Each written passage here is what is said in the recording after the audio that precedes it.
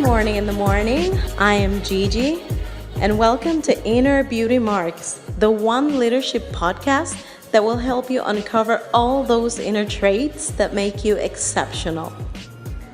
Please allow me to officially welcome you to the first episode of this podcast. I'm super excited to let you into my world, my journey, my ups and downs, but most importantly, to share with you the roadmap for growth. Today, we're going to be talking about a leader's perfect manifesto, which are the 7 fundamental pillars for any leader who wants to live a life with purpose. This should be more like a philosophy of life. As you know, some parts of life, it's all about structure and set of rules that actually help us coexist. But have you ever thought about structures in your life? Are there any sets of rules that you abide by, that you follow? Do you have any? I can tell you I do. And I wrote a small list, and that became my manifesto. Every day I wake up and I read each one of them and make sure that I keep those in mind throughout my entire day. These are the 7 pillars I am going to share with you right now. And that is the reason why I call it perfect. P stands for potential. You know more than what you think you do. You have the potential to dream more, be more, become more, and do more. Each one of you has a talent, a value, a message that's worth sharing with the world, and you should not doubt it for a second. Throughout this first season, I will share with you some tools and some exercises on how to identify those talents and what are the little steps that you can take in order to maximize them. I know there might be a couple of you, but no, I don't have any real talent. Not that I can think of. I can tell you for a fact you are wrong. There is something that you have that others will want to hear about. It's time for you to tell yourself out loud, I have the potential and I am going to find out what my true calling is. That is the first pillar, potential. And this is actually linked to the second one. It would be E, encourage. I will find my passion and pursue it. Most of the time, we get all caught up with work, with responsibilities, with our everyday nonstop routine, and we hardly dedicate time to the things that we really like, to the things that we're passionate about, to the things that brings us joy. Never take for granted a little pep talk now and then. Repeat some words of affirmation every now and then. When you're in your car, driving in the middle of traffic, when you're taking a walk, even when you wake up in the morning and you look at yourself in the mirror, just talk to yourself. Say, my life is a gift. I am worthy of love, of joy, of success. I am going to find the things that I want, my passion, and I am going to go for it. Now, I know what you're thinking. Oh my God, this is one of the persons who look at themselves in the mirror and talk to themselves. Well, yes, I am one of those. And I'm encouraging you to do it. Look at yourself in the mirror and remind yourself all of the things, all of the great things that you are capable of.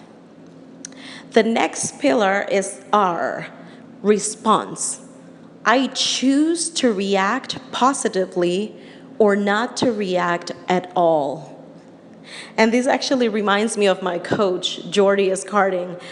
When I used to talk to him, there was a phrase that would constantly repeated, unconsciously, of course, but I would normally say, oh, this happened to me, and that happened to me. And I still remember he would look at me and, oh, wow, that happened to you. And I was like, in my head, why is he repeating the same things I'm saying? But I came to think of it for a little, and it's true. Why would I focus on the things that happen to me? Why would I put the responsibility of things that are outside of my control and get stuck into it and not move away from that feeling? He said something that really got to me, and he said, it's not about the things that happen to you, it's about what you choose to do with the things that happen to you. Since then, I had a mindset shift.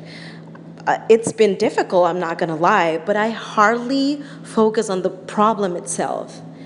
Now, it only takes me so much time for me to redirect my thoughts into the solution portion. Okay, something happened to me, fine. I feel the emotion, what's going on? Okay, now shift to another way. What am I going to do with what just happened to me? Again, easier said than done, I know. But with practice, the more you do it, the more you get there. Just keep in mind, I choose to react positively or not to react at all. Our next pillar is freedom. I give myself permission to walk away from any circle in which I do not feel free to be myself. Sometimes we find ourselves in circles in which either we can't express our opinion or in which we feel we have to be cautious, or sometimes the things that we might say might hurt people, and you have to think things twice before you say it. You should be free to be yourself, free to think, free to speak, free to be who you truly are. And if you don't have that freedom, well, just walk away. You don't need permission to stay where you can't be yourself. As Moshe Dayan said, freedom is the oxygen of the soul. Remember, we can't live without oxygen. So just walk away. Be free. Our next pillar is emotion. I allow myself to be vulnerable and not to feel guilty about it. Allow yourself to be vulnerable. Allow yourself to feel emotions. There will be times in which, you will not necessarily be on your 100%. Allow yourself to understand how you feel about it, how to find your way back, but take your time. Having emotions is what makes us human. In fact, dealing with those is like when you have your phone and it runs out of battery, then you have to get the charger to plug it in, to wait for a couple of minutes for it to restart all over again. Emotions are exactly the same thing. Just keep in mind that showing your emotions is actually a sign of strength. Just take it as your phone. Whenever you need that time, get that plug in and recharge again. The next pillar is communication. I will not speak to impress, but to express and inspire others. This part is more about the three components: the one who speaks, the one who listens, and the message itself. You see, the biggest problem with communication is that most of the time, we listen just to reply. Hardly ever do we listen to understand others. And I would even take it a little further. The third level of listening. When have we ever listened to actually connect with the other person? People feel appreciated when they really feel that they are being heard. And this is not something that you fake. This is something that actually comes out natural. The more you practice, the better you'll get at it. Now, how do we convey our message? Are you speaking to brag, to present yourself as a knowledgeable person in front of others?